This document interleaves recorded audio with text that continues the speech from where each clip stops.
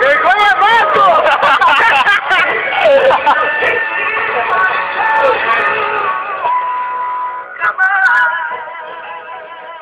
E o primeiro recado, dedicado única e exclusivamente a você, jovem.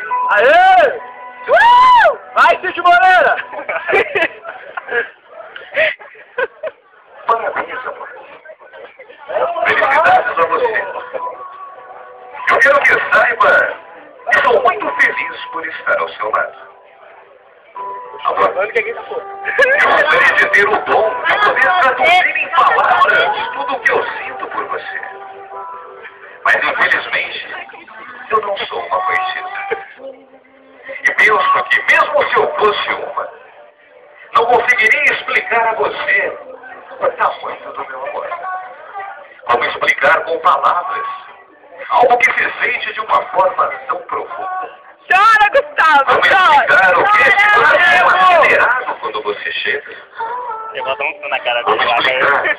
esse desespero quando você não está comigo? Como explicar o calor imenso quando você me beija?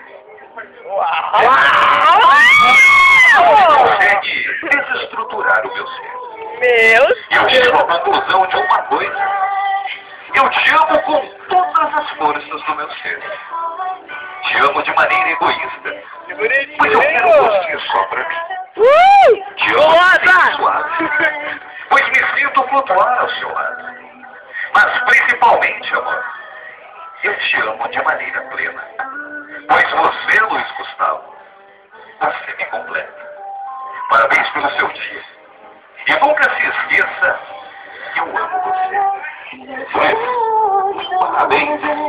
Feliz aniversário. Aê!